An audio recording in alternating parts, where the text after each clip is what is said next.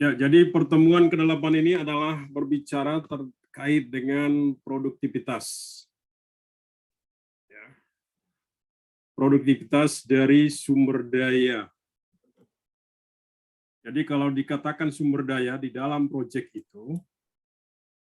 itu bisa manusianya dan juga bisa peralatannya. Ya, itu yang dikatakan sumber daya.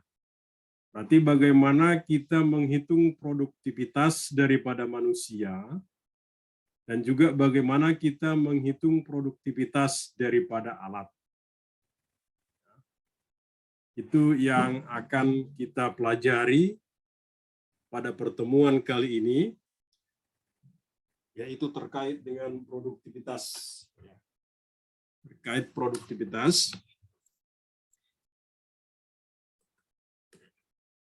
Nah, seperti di sini apa dikatakan itu adalah produktivitas sumber daya atau PSD, disingkat dengan PSD. Ya, itu adalah hasil yang dikerjakan oleh sumber daya dalam durasi waktu tertentu. Artinya, itu adalah sama dengan disebut koefisien produktivitas. Hasil kerja yang dikerjakan oleh sumber daya dalam waktu tertentu. Misalnya, satu orang tukang besi, dia bekerja selama 8 jam, bisa menghasilkan 100 kg. Contoh ya. Ataupun satu orang tukang kayu bisa mengerjakan pekerjaan kayu casting dalam waktu 1 hari, yaitu 4 meter persegi. Itu contohnya. Atau kalau kita pergi ke alat berat, ya, sumber daya alat berat, ekskavator. Ekskavator itu berarti dengan tipe, katakanlah tipe PC 200, dengan bucket itu 0,98 meter kubik, dalam 1 jam berapa dia bisa menghasilkan, katakanlah menggali tanah. Itu yang dinamakan produktivitas. Nah, kalau 1 jam ada produktivitas alat berat diketahui. Nah, kalau dia bekerja selama 8 jam, diketahui dapat produktivitasnya. Kalau dia bekerja sekian tahun, dapat. Itu hanya untuk 1 alat berat. Nah, kalau digunakan dengan 5 alat berat, berarti 5 kali produktivitas daripada 1 alat berat.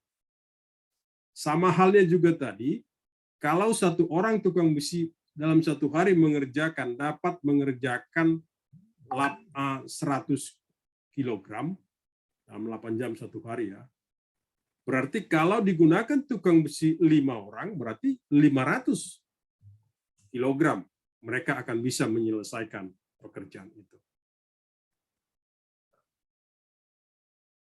Jadi jelas ketahuan produktivitas itu adalah mengukur sebagai alat ukur berapa yang bisa diproduksi oleh orang atau alat dalam waktu tertentu. Nah, di mana dalam produktivitas itu ada disebutkan koefisien produktivitas. Oke, kita lanjutkan. Nah, ini contohnya koefisien produktivitas. Artinya apa? Di dalam 1 meter kubik cor beton ready mix dengan K250 ini sudah ada di dalam SNI ataupun yang dikeluarkan oleh PUPR, analisis harga satuan ya. Jadi di dalam mengerjakan 1 meter kubik pengecoran beton ready mix dengan K sekian, K250, ya, itu bahannya sekian. Ya, bahannya diketahui sekian, terus tenaganya diketahui juga sekian, ya. Terus alatnya juga diketahui sekian. Itu adalah yang kita tahu. Ini saya ambil bersumber dari SNI ataupun PUPR, ya. Apa yang kita dapat dari sini? Yang kita dapatkan dari sini adalah contohnya bahan. Untuk cor-coran beton cor itu 1 meter kubiknya berarti diperlukan bahan itu 1,1, selamnya sekian. Nah, di sini ada tenaga kerja. Nah, tenaga kerja inilah yang tadi ada hubungannya terhadap produktivitas. Ya. Berarti kalau pekerja itu dia menghasilkan 0,825, tukang batu sekian 0,138, kepala tukang sekian, mandor sekian. Nah, ini semualah yang berasal dari atas sampai ke bawah 1,1 sampai 1 ini yang disebut dengan koefisien produktivitas.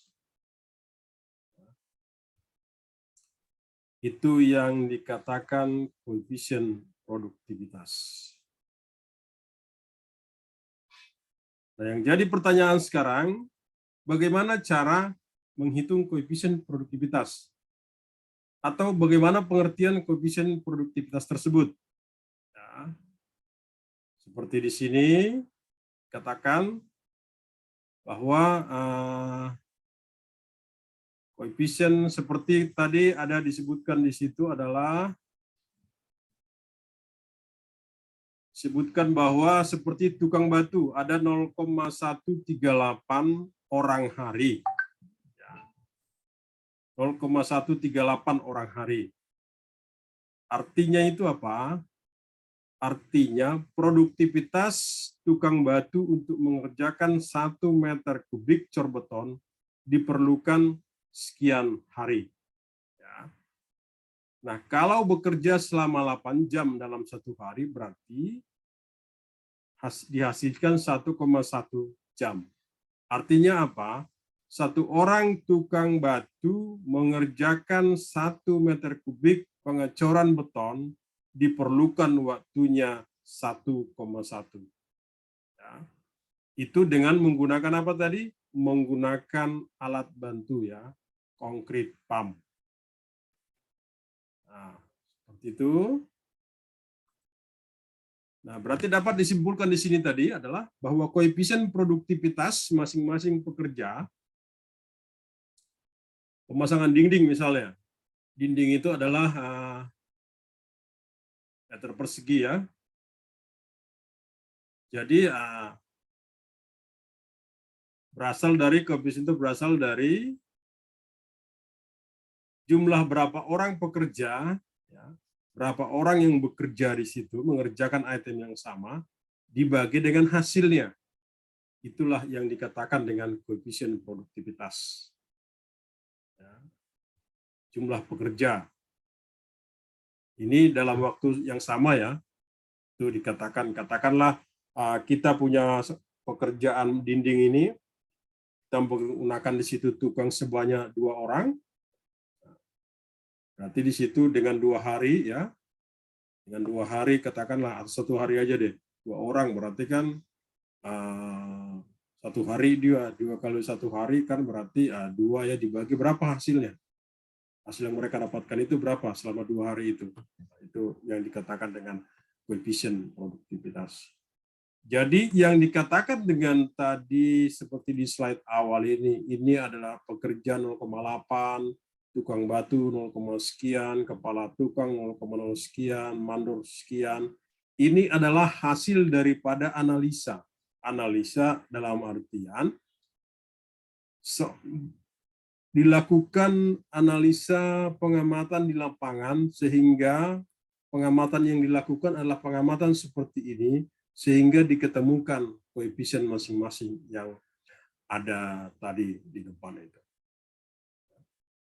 Itu begitu artinya pengertian daripada koefisien produktivitas. Nah, ini Bagaimana cara mendapatkan koefisien produktivitas itu? Ya, berarti di sini lakukan observasi tersendiri terhadap pekerjaan, dicatat setiap hari atau 8 jam selama satu proyek itu berlangsung. Ya, dicatat, apa yang dicatat berarti jumlah pekerjanya, jumlah orangnya, berapa lama dia mengerjakan itu, hasilnya bagaimana, ya, hasilnya berapa, itu semuanya dicatat. Jadi dari poin-poin jumlah orang yang diketahui, durasi pengerjaannya diketahui, dan hasilnya diketahui, karena ini satu proyek mulai dari awal sampai akhir, katakanlah seperti pekerjaan beton. Hari ini ada mengecor, berapa orang, berapa hasil, mungkin minggu depan ada mengecor lagi, berapa orang, berapa hasil, sampai nanti selesai proyek itu, akhirnya dirata-ratakan semua pengecoran beton itu yang sekian tanggal sekian, sekian orang dengan volume sekian dihasilkan sekian. Nah, dirata-ratakan akhirnya jadilah diketemukanlah koefisien produktivitas itu. Itu begitu cara menentukan koefisien produktivitas. Jadi kalau perusahaan-perusahaan yang sudah settle, yang besar, mereka melakukan sendiri, ya. Melakukan sendiri sehingga mereka juga punya koefisien produktivitas tersendiri. Itu yang dijadikan data bagi perusahaan. Ya. Jadi mereka punya data sendiri, koefisien produktivitas tersendiri, yang mana itu berdasarkan pengamatan mereka, berdasarkan dari apa yang dipunyai oleh mereka, dalam artian tukang-tukang yang dipergunakan mereka. Jadi biar paham caranya, begitulah cara menentukan koefisien produktivitas. Nah, tadi kita berbicara terkait dengan orang, ya, produktivitas dari sumber daya ataupun orang. Itu banyak, itu saya hanya ngambil contoh tadi, salah satunya pekerjaan beton. Pekerjaan kayu, pekerjaan besi juga banyak, itu ada semua di SNI. Ya, di SNI. Kita memakai yang general, tapi bagaimana cara membuatnya itu adalah seperti yang saya jelaskan tadi.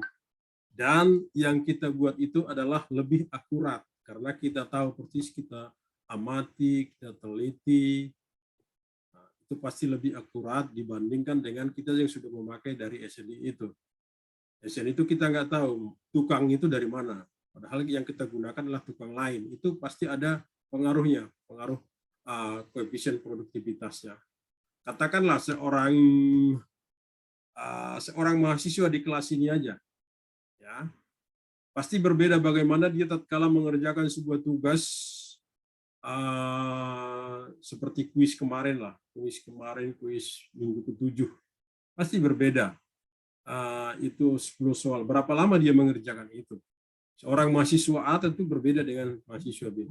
Itu tergantung pada kapasitasnya, kapasitas produksi dia. Pasti setiap orang berbeda-beda kapasitas produksinya. Nah, sekarang kita masuk terhadap alat berat. Alat berat di dalam teknik sipil itu banyak, ada ekskavator, ada bulldozer, ada dump truck, ada apalagi grader, ya, ada pemadat deep roller, ada apalagi, ada aspal finisher, ada crane dan lain-lain dan sebagainya. Nah, itu semuanya harus tahu produktivitas alat. Produktivitas alat itu dari mana kita dapatkan? Itu adalah dari pabrikan, dari spesifikasi alat itu. Jadi seperti di sini, kalau dia sudah Kobelco, misalnya tipenya tipe 200, ya, Kobelco sekian, atau yang kubikasinya bucket itu hampir 1 kubik, itu sudah ada bahwa kapasitas alat itu beroperasi selama 1 jam sekian meter kubik. Ya, itu ada. Nah, terus tentu berbeda. Alat yang baru dengan alat yang lama itu berbeda. Makanya di sini ada dikatakan itu adalah seperti dalam formula ini ada efisiensi. Ya, efisiensinya berapa? Alat yang baru dengan yang lama efisiensi akan berbeda. Ini, jadi ini formulanya.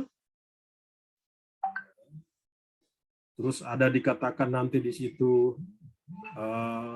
siklus, waktu siklus, ya. Ini, waktu siklus ini dibagi dengan waktu siklus. Waktu siklus ini maksudnya, ya, ekskavator itu katakanlah dia menggali, ya, digali atau dia taruh ke ini, ke ke mana, ke dump truck, ya. Berarti itu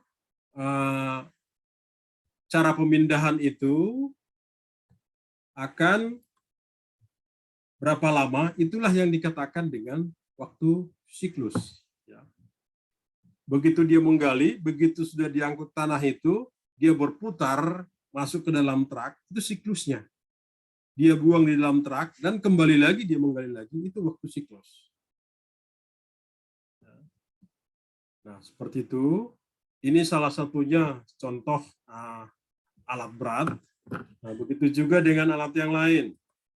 Nah, ini waktu siklus tadi, ya.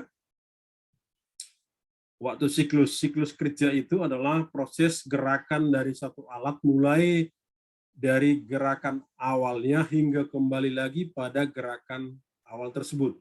Ya, artinya begitu dia menggali, dia swing, dia putar, dia masukkan ke dalam truk, terus dia kembali lagi plus start lagi menggali, nah itu waktu siklus. Ya. Nah, siklus itu tergantung pekerjaannya apa. Misalnya di sini ada siklus kerja dump truck, atau dia melayani bulldozer, atau drag line. Nah, ini ya waktu siklus. Nah, siklus itu juga ada yang waktu tetap, ada yang variabel, ya. Katakan bagaimana kalau waktu tetap, waktu yang digunakan untuk memuat, membuang, manuver. Nah, waktu variabel bagaimana?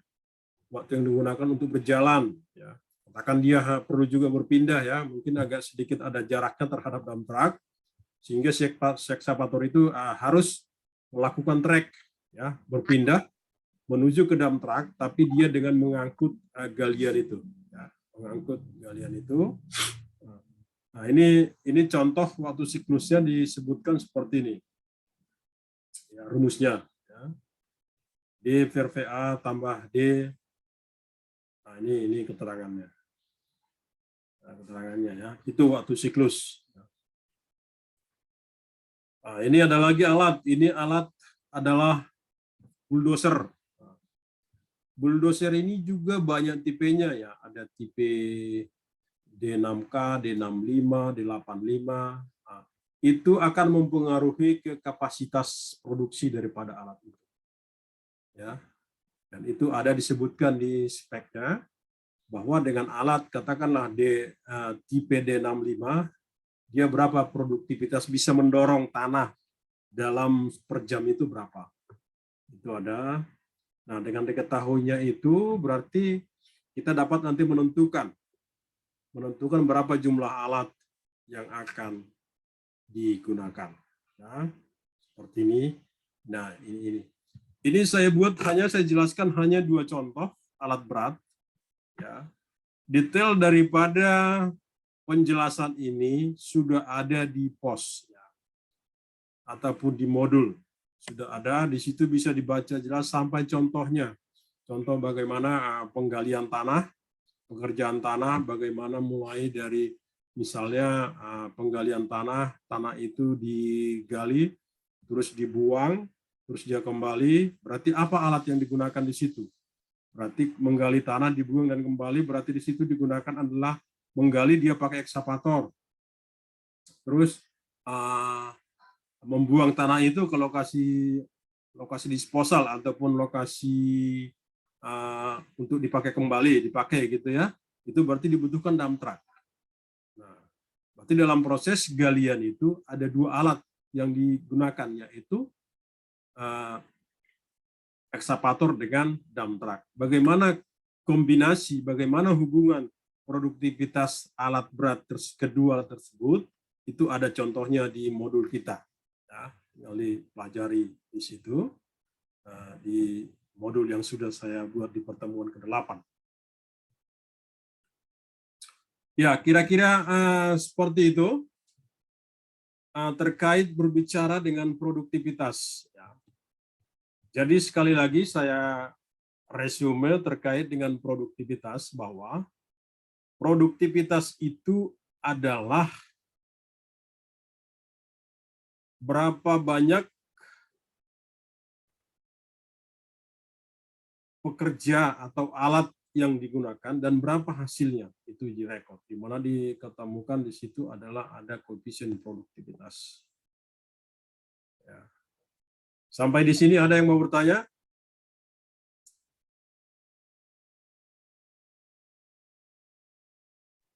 Belum, Pak. Ya, tidak ada? Oke, kalau ada mau bertanya silakan nanti bertanya. Sekarang saya mau jelaskan dulu kuis ketujuh. Bukan kuis ketujuh ya, forum ketujuh. Ya, forum ketujuh. Itu dari semua yang merespon nggak ada yang benar. Ya. Makanya dengan saya periksa tadi malam, saya koreksi tadi malam, wah ini kok tidak ada yang benar semua jawabannya. Ya. Di mana kita di materi ketujuh itu, kita masih membahas bill of quantity. Adalah hanya menghitung volume. Itu saya tidak paham di mana kesusahannya. Hal yang sederhana seperti itu belum bisa dibahas, belum bisa menjawab dengan benar.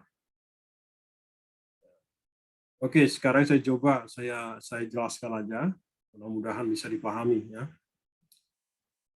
Di soal ini disebutkan pada setiap kolom pedestal terdapat 6 buah anggur.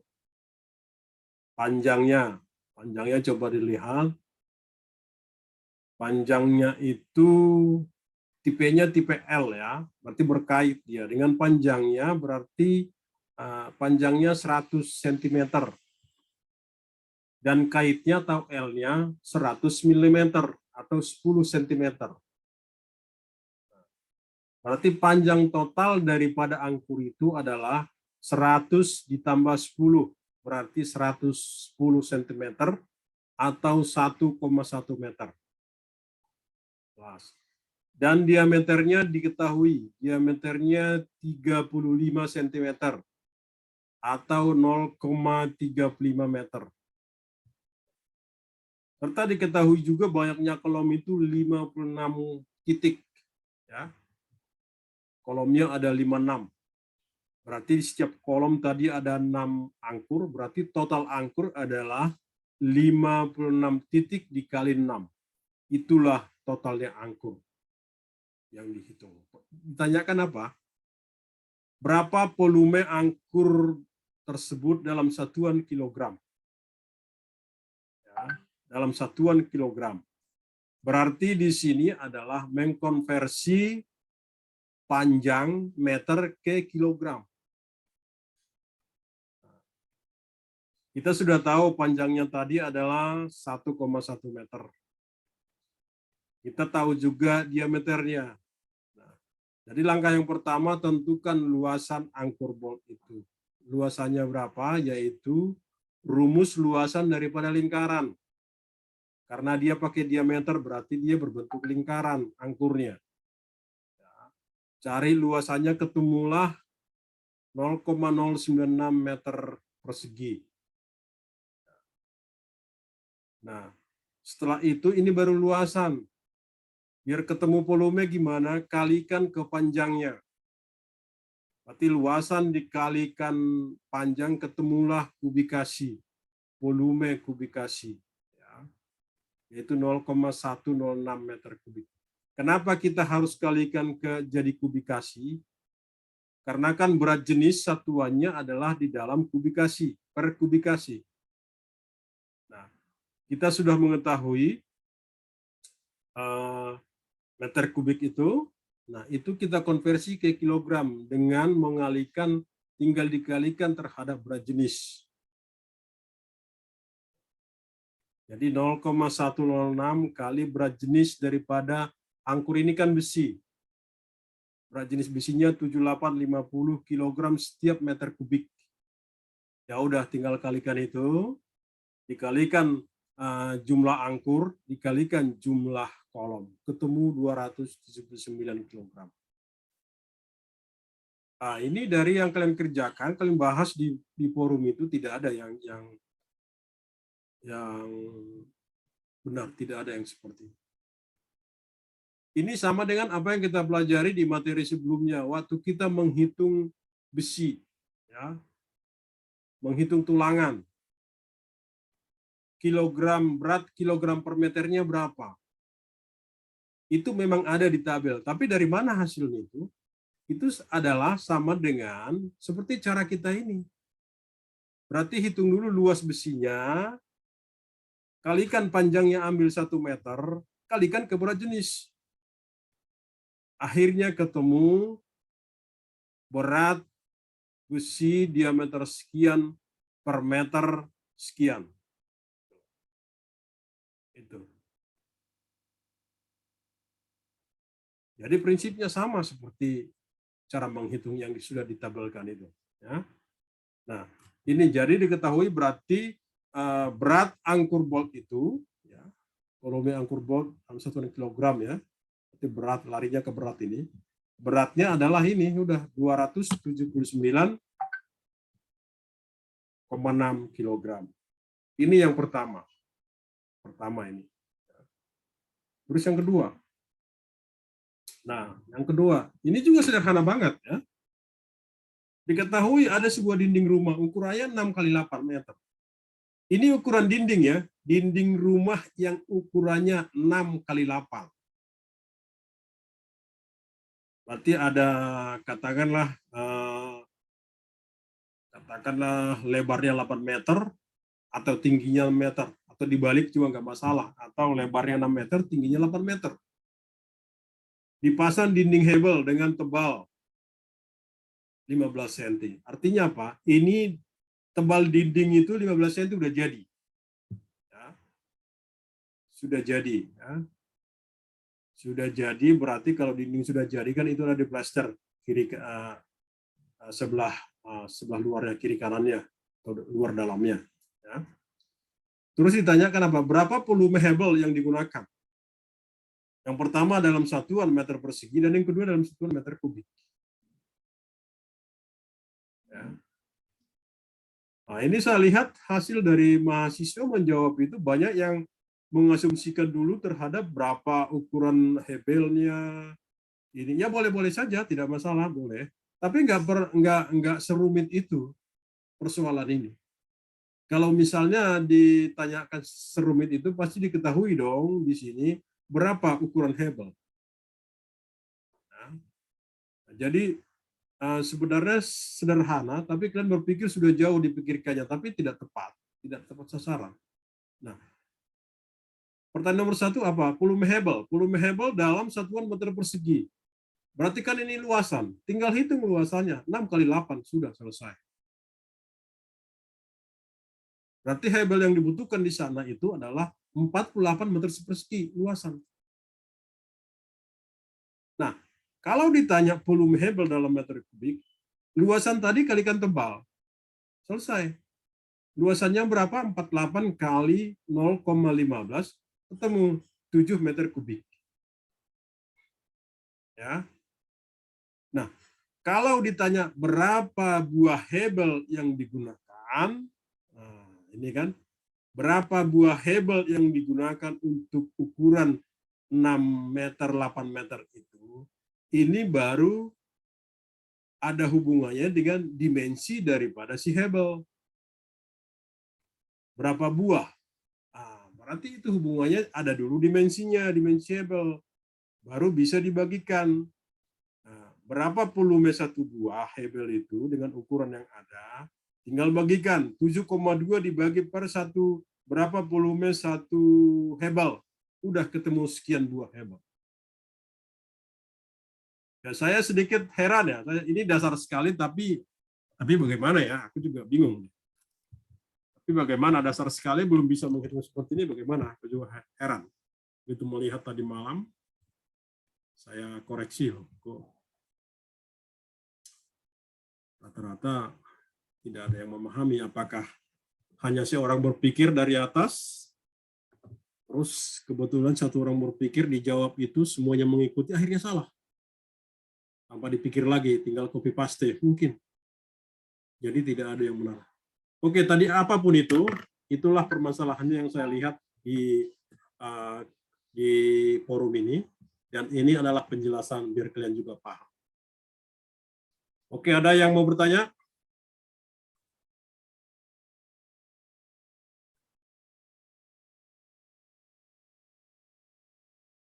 Sampai di sini ada yang mau bertanya?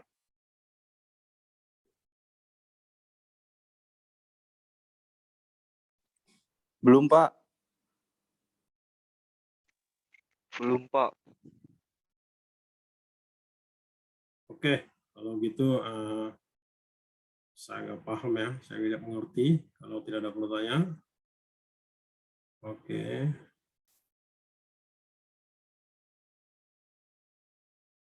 Dengan durasi.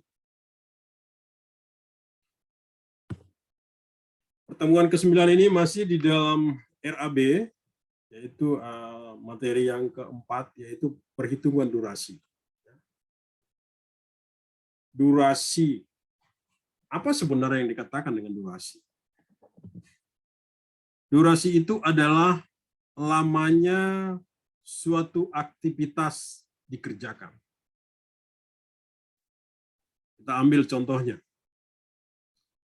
Contohnya misalnya seorang mahasiswa si A mengerjakan kuis ke-7 dengan 10 soal, diperlukan waktunya adalah 1 jam.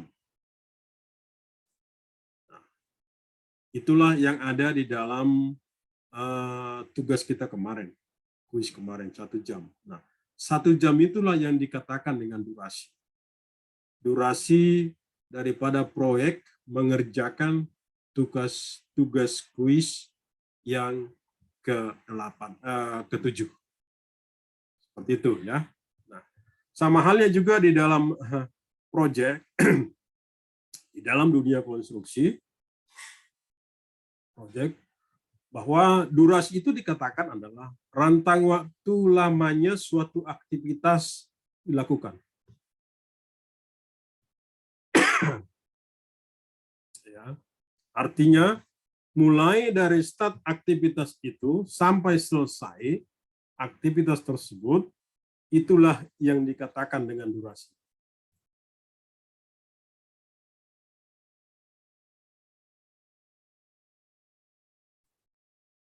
Ya, itu yang dikatakan dengan durasi.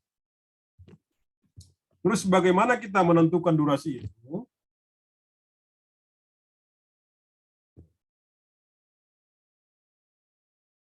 Atau berapa lama durasi itu? Ya.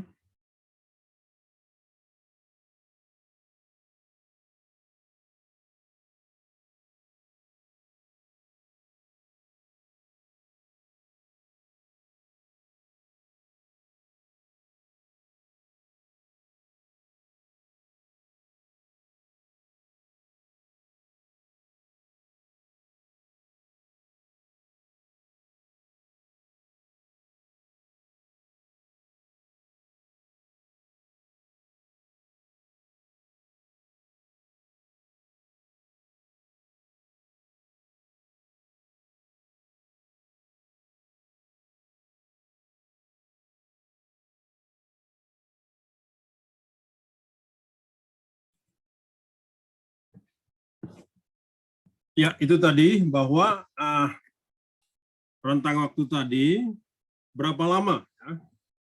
Berapa lama mulai start sampai selesai pekerjaan itu dilakukan, itu durasi. Nah, bagaimana menentukan durasi itu dalam sebuah proyek? Nah, kalau ya ini hanya pengertian ya. Kalau PMBOK, PMBOK sama dengan mengatakan sama seperti tadi. Ya. Ini tadi pengertiannya. Nah, bagaimana menentukan durasi sebuah proyek itu? Nah, ini ada di sini. Ini berdasarkan PMBOK itu ya. Project Management Body of Knowledge, ya. Ini project management ini. Yang pertama apa? Bahwa di situ sudah ada schedule plan-nya, ada aktivitasnya, ada tenaga kerjanya, produktivitasnya, dan ini semua, ya. Berarti langkah awal di sini menentukan input ini, kita harus tahu yang sudah kita pelajari tadi. Yang sudah kita pelajari di pertemuan ke-8 tadi, yaitu adalah produktivitas daripada orang, produktivitas daripada alat. Itu, samping ini, aktivitas di sini, ya.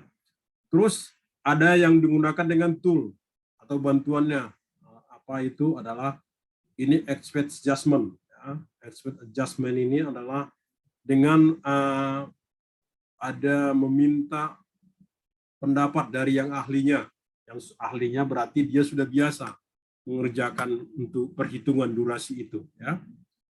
Itu juga ada, baru kita hitung parameternya, yaitu kita estimate, ya, baru nanti akan menghasilkan aktivitas durasi, ya, aktivitasnya, contohnya seperti ini, mengerjakan sebuah pondasi dengan total volume besinya itu ada katakanlah 1000 kg. Dari koefisien produktivitas pekerja besi yang kita dapatkan, sudah diketahui ada koefisiennya. Berarti anggaplah koefisiennya itu satu orang pekerja mampu mengerjakan 100 kg. Nah, itu ada. Berarti kalau volume kita adalah 1000 kg, ya, 1000 kg dibagi dengan produktivitas satu orang tadi 100, ya, berarti dia perlu mengerjakan itu dalam jangka waktu 10 hari. 1000 dibagi 100. 10 hari untuk satu orang pekerja. Ya. Kalau misalnya kita gunakan 2 orang pekerja, berarti 1000 dibagi dengan 200. Akhirnya diperlukan waktunya 5 hari. Yang tadi 5 hari atau 10 hari itulah yang dikatakan dengan durasi pekerjaan. Ya, aktivitas durasi daripada si pekerjaan besi tadi dengan volume 1000 kg persegi. Kilogram. 1000 kg bukan persegi, ya. Nah, seperti itu. Makanya kita harus tahu mengestimasi berapa volume, berapa kapasitas produksi daripada pekerja atau alat itu, akhirnya kita akan menemukan berapa lama dibutuhkan durasi pekerjaan itu. Kadang-kadang di dalam pelaksanaannya di lapangan, ada seseorang, katakanlah seseorang pemilik proyek atau owner, saya mau bangun rumah, bangun rumah ini berarti, tapi saya kasih waktunya dong, proyek rumah ini harus selesai dalam jangka waktu 6 bulan, misalnya. Nah, itu dengan dasar sudah dimintakan 6 bulan itu, nah itu patokan kita, patokan dari perencanaan. Berarti ini harus proyek ini harus selesai 6 bulan, bandingkan terhadap koefisien produktivitas setiap orang, akhirnya akan menghasilkan berapa jumlah orang yang diperlukan untuk bisa mencapai aktivitas durasi semua keseluruhan, ya, yang dibutuhkan itu 6 bulan. Seperti itu terkait dengan penjelasan daripada perhitungan durasi ini. Nah, di sini dikatakan seperti saya jelaskan tadi bahwa durasi itu bisa dalam hari, bulan, atau tahun, itu adalah volume yang ada daripada BUG yang kita pelajari, itu dibagi dengan produktivitas. Ya. Dibagi dengan produktivitas, produktivitas itu bisa produktivitas manusia atau alat. Ini materi bukan TM11 ini, tapi TM8 ya. Seperti itu. Jadi ini adalah formula daripada menghitung durasi itu. Nah, ini contoh, ya, contoh perhitungan durasi, ya, di mana di sini dikatakan ada dari contoh kita tadi, ya, dari contoh 1 meter pengecoran beton ready mix, kita ambil di sini tukang batu. Tukang batu ada koefisien produktivitasnya 0,138. Pengertiannya tadi adalah bahwa 0,138 hari itu, kalau bekerja 8 jam adalah diperlukan 1,1 jam. Hal ini berarti satu orang adalah bisa menyelesaikan 7,2. Ya. Hal ini berarti kalau digunakan 7 orang, berarti dia akan menghasilkan 50,4. Ya, 50,4. Jadi seperti itu caranya, ya. Berarti kalau sudah menghasilkan 50,4 kubik, 4 meter kubik, ya, itu dengan berangkat dari koefisien tadi. Nah, jadi kalau volume cor ada di BOQ adalah sekian, 387 meter kubik, berapa durasi yang diperlukan? Berarti adalah yang 387 dibagi dengan kapasitas tadi, 50,4. Berarti 7,6 jam atau 1 hari lah. 1 hari dengan 11 orang pekerja. Nah, seperti itu ya. Durasinya berarti, nah kalau 1 orang pekerja, kalau 7 orang pekerja, kalau lebih kecil lagi 5, lain lagi. Ini ya. Nah, begitu, itulah yang dikatakan dengan produktivitas tadi tetap berasal dari volume itu ya. Nah, ini ada contoh lagi, katakanlah volume angkur bot dari materi kita sebelumnya dihasilkan sekian, 28,99. Produktivitas pekerja angkur bot itu 1 hari dia mampu mengerjakan sekian, ya. 39,22. Durasi yang diperlukan untuk memasang angkur bot yang sebesar 28,9 kg itu adalah tinggal dibagi 28, sekian dibagi 39, sekian dihasilkan sekian hari. Dikonversi ke jam ketemu 6 jam. Itulah durasinya.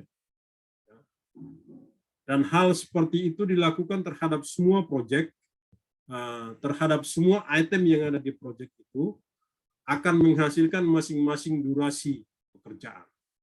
Nah, kalau sudah dikunci durasi akhir, bahwa harus selesai 6 bulan, berarti salah satu cara adalah hanya menambah, memperbanyak orang untuk mencapai target itu.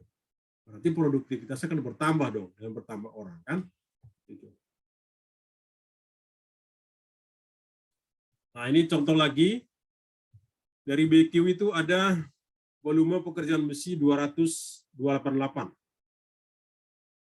Ya.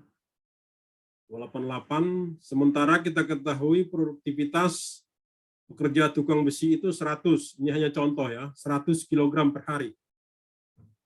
Berarti durasi yang diperlukan untuk tukang besi mengerjakan 288 kg besi itu sama dengan 288 dibagi dengan 100, sama dengan 2,8 hari.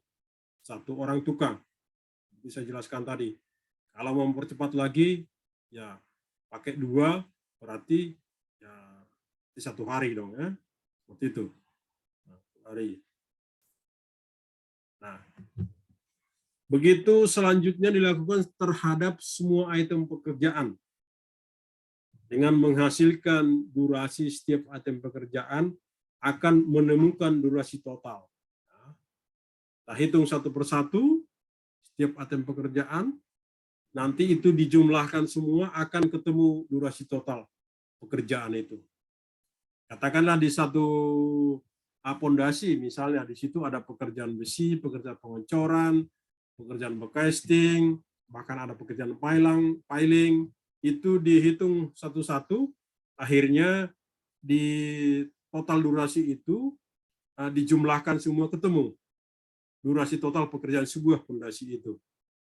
Nah, begitu juga dengan sebuah proyek, ada fondasi, ada strukturnya, ada finishingnya, ada arsiteknya, plumbingnya.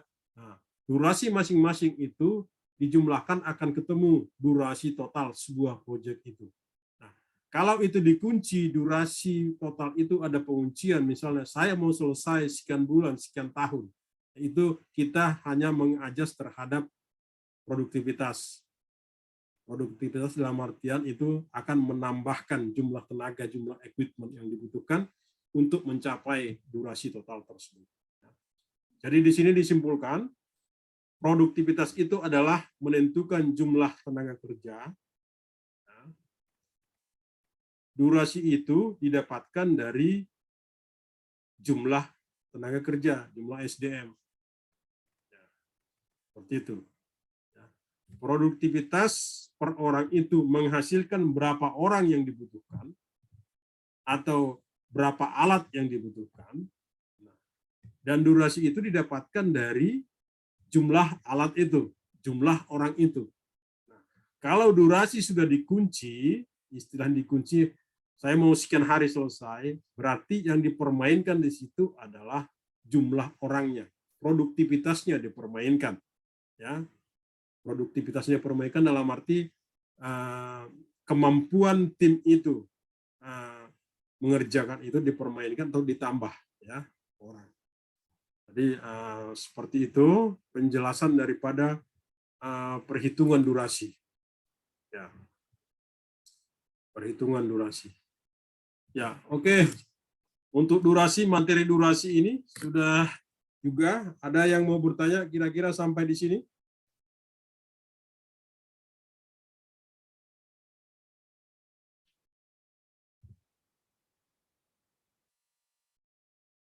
Terkait durasi proyek?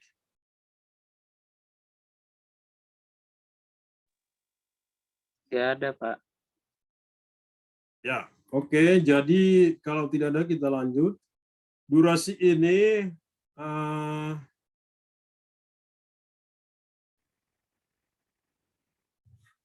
bagaimana cara menghitung rencana anggaran biaya? Apa yang harus kita perhatikan? Jadi dari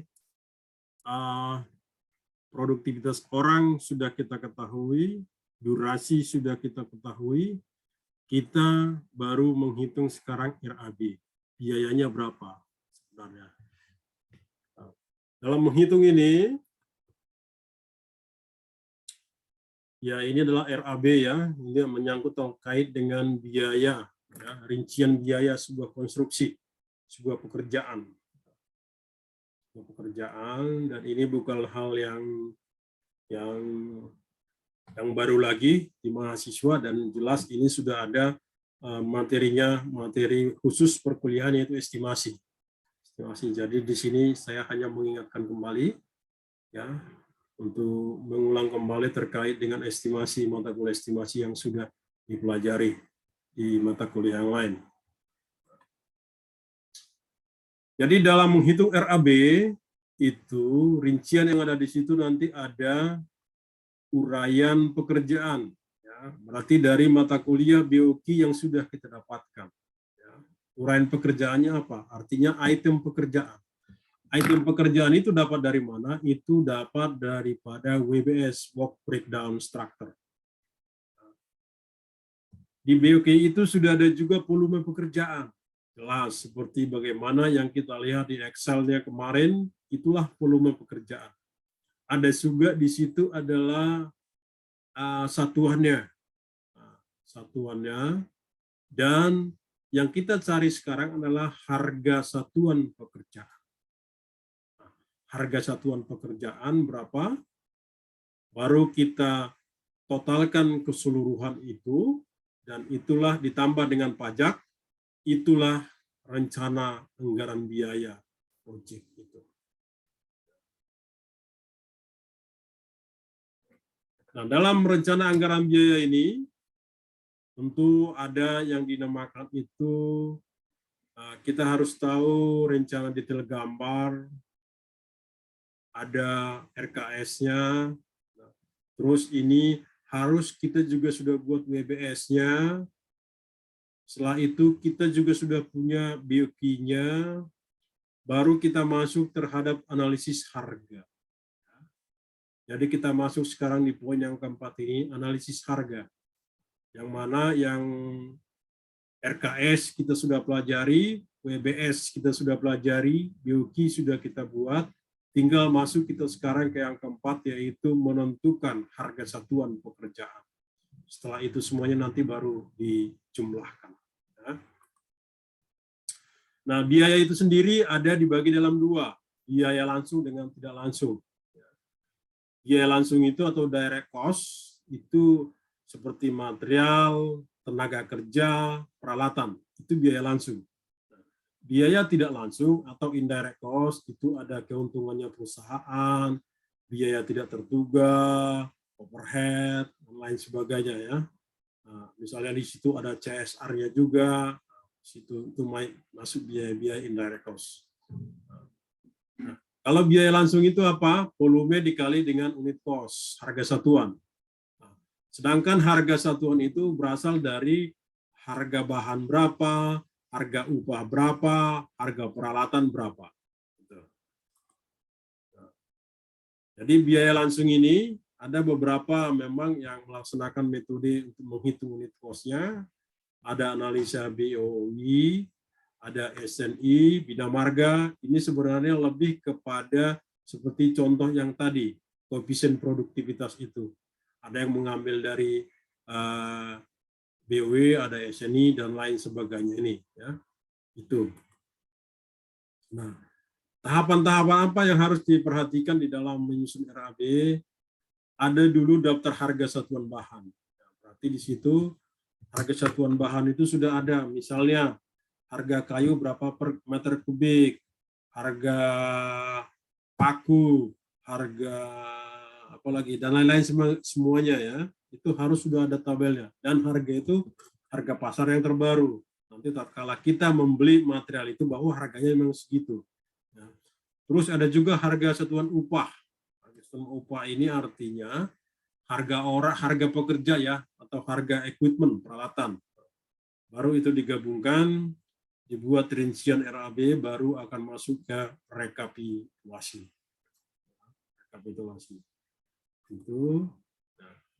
Nah, kalau biaya tidak langsung tadi apa? Adalah biaya overhead kantor, overhead project di lapangan. Ya, pokoknya semua biaya yang tidak berkenan langsung ya. Ada juga biaya tidak terduga di lapangan itu, mungkin ada banjir atau apa, itu masuk ke biaya tak terduga dan lain sebagainya ya. Ada juga keuntungan profitnya. Gitu. Nah, bagaimana prinsip dasar menyusun RAB tadi adalah, atau harga satuan koefisien adalah seperti ini ya. Nah, ini sudah dijelaskan tadi, inilah koefisien ya, koefisien produktivitas. Koefisien produktivitas sudah saya jelaskan tadi, ada jumlah pekerja, durasi. Nah, ini tetap diperhitungkan, dipakai di menyusun RAB ini. Oke. Nah, ini adalah salah satu contoh dari SNI. Ini kalian juga sudah paham ini bahwa di sini untuk pekerjaan 1 meter persegi pengukuran dan pasang boplang, ini bahan tenaganya. Ini koefisiennya, ini satuannya. Berarti ini adalah harga satuan. Berarti kayu itu berapa meter kubik, harganya berapa ini. Nah, berarti paku berapa per kilogram, harganya ini. Nah, ini tinggal dikalikan. Akhirnya ketemu berdasarkan SNI ini, tahun 2011 ya, diketemukan harga satuan pekerjaan pengukuran dan pemasangan boplang untuk 1 meter lari adalah 65.800 sekian. Nah, begitu juga dengan membersihkan lapangan, ada di sini. Begitu membuat jalan sementara, ada di sini. Kalau ini mah udah gampang, karena kalau memakai SNI sudah ada kok koefisiennya semua, tinggal memasukkan harga satuannya saja. Ya. Nah, ini hal sama tadi. Ini koefisien sudah ada 0,75, 0,25, tinggal harga ini saja. Ya. Nah, ini tenaganya, bahannya, kalau ada menggunakan bahan, diisi juga di sini, peralatannya kalau ada, lakukan. Nah, terus setelah itu dijumlahkan semua, terus setelah dijumlahkan, ada penambahan overhead dan profit, tambah sekian terus totalnya. Berarti harga satuan pekerjaan persiapan atau harga satuan pekerjaan tanah itu sekian, 128. Kira-kira seperti itu.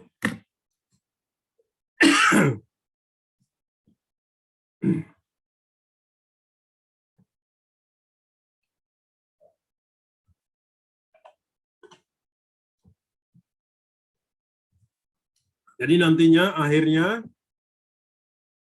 dengan semua pekerjaan, ada pekerjaan persiapan, pekerjaan pengecoran, pengecatan, ornamen, dan lain sebagainya, itu dijumlahkan ya, terus diambil PPN-nya, dijumlahkan, ketemulah bahwa nilai rencana anggaran biaya proyek itu adalah sekian. 234.300.000 sekian. Ya. Nah, ini adalah contoh daripada RAB. Jadi dari kolom 1, 2, 3, 4 itu kita dapatkan dari BOG, ya. Kolom 5 ini kita hitung harga satuannya berdasarkan daripada contoh-contoh tadi atau dari SNI atau dari mana diambil. Setelah itu kolom 6 itu tinggal kalikan 3 kali kolom 4 dihasilkan. Nah, nanti akan ketemu total masing-masing sampai sebuah proyek itu selesai. Nah, ini kalau contohnya saya buat ada di sini. Nah, ini. Nah.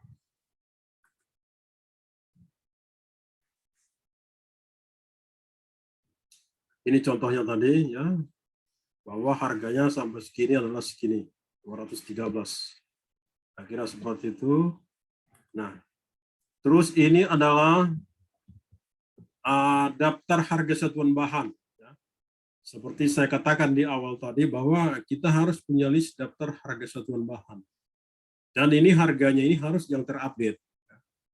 Terupdate bahwa harga itu memang sesuai dengan pasar. Jangan nanti kalau harga ini tidak sesuai dengan pasar, kita masukkan harganya, ternyata nanti dalam pelaksanaan kita beli material semen, katakanlah di sini kan 67.000.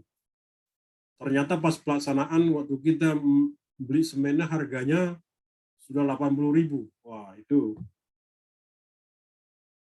ada sesuatu yang miss di situ, ya. Kalau kita kejadian seperti itu. Nah, jadi ini disiapkan, disurvei ke pasar, dan bahkan kalau perusahaan-perusahaan yang sudah settle dia sudah punya listnya ini tersendiri, ya. Jadi dari tahun ke tahun diupdate dan ada semua itu terrekod dengan baik, dan bahkan kelihatan kalau dia terrekod dengan baik, dia kelihatan berapa fluktuasi kenaikan harga per sekian lama itu berapa sih kenaikan harga itu ada. Jadi misalnya juga dalam membuat rencana anggaran biaya, dengan adanya data-data tersebut, kita bisa memprediksi kalau kita ini 1 tahun kemudian, kira-kira harga 1 tahun kemudian berapa, ya. Bisa diprediksi dengan ada data-data itu. Nah, ini harga satuan upah. Harga satuan upah, ya. Harga satuan upahnya. Harga satuan upahnya berapa? Ada di sini. Harga pekerja itu 141.000, tukang gali sekian, dan mandor sekian. Nah, kita juga harus siapkan ini, ya, daftar upah pekerja. Nah, ini juga salah satu contoh. Ini adalah pekerjaan jalan saluran. di mana pekerjaan jalan saluran itu ada persiapan, ada jalan 12 meter, badan jalannya 6 meter, ini pekerjaannya. Nah, terus apa lagi, ada 8 dengan 8 meter, 5 meter, terus ada juga saluran, akhirnya ketemukan semua jumlahnya itu adalah sekian, 3,6 M ya. Ada fee-nya, terus ditambahkan totalnya, ada pajaknya, nanti akan keseluruhan ketemu 4,4 miliar. Nah, ya. Jadi kita buat juga rekapitulasi ini dari harga PU ya. Kalau dari PU itu, penggalian itu dengan kedalaman 1 meter sekian, ya, dari mana yang dapat ini dengan memasukkan formula-formula yang masuk ke SNI daripada PU itu. Akhirnya ada seperti ini. Ya, materi sudah habis juga. Untuk yang ke-10, apakah ada yang bertanya?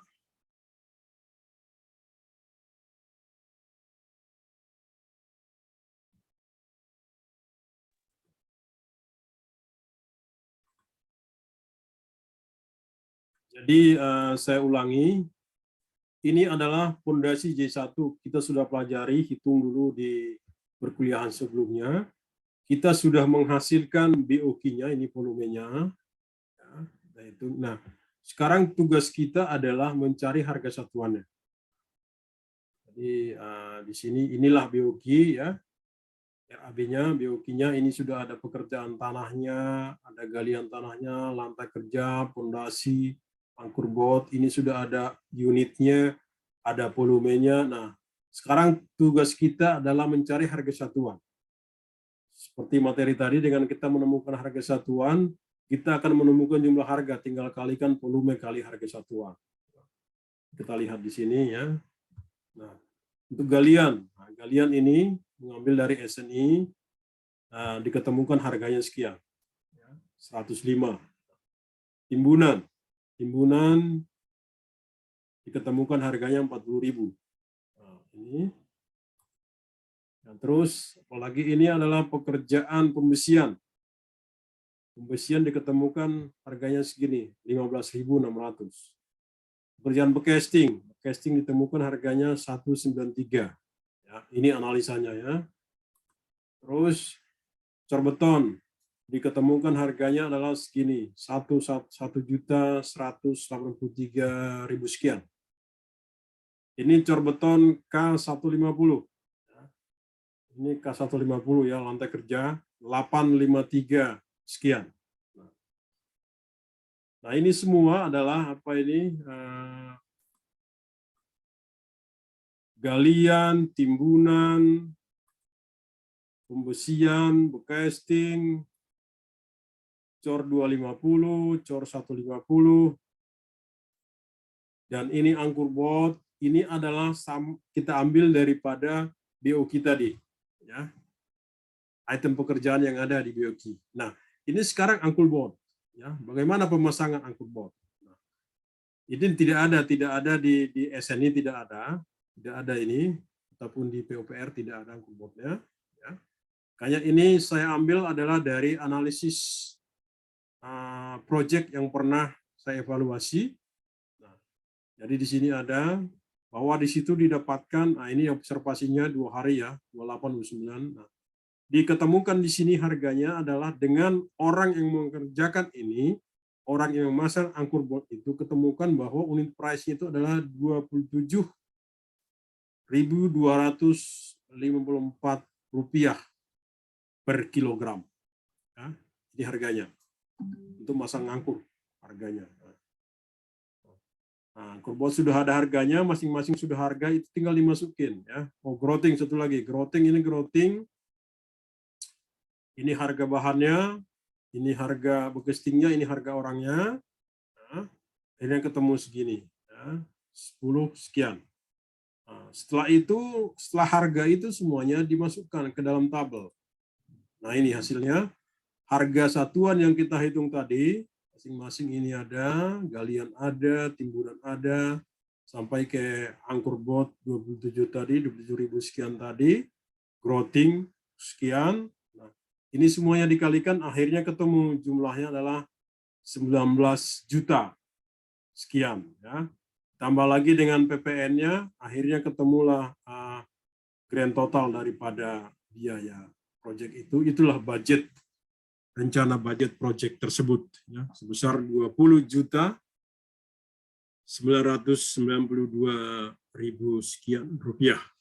Nah, begitulah contoh sederhana kita menghitung rencana anggaran biaya daripada sebuah proyek. Ya, ini juga sudah habis, begitu kira-kira ya, terkait dengan menyusun rencana anggaran biaya. Jadi ini persis sama dengan perkuliahan estimasi. Ya, sampai di sini juga ada yang mau bertanya?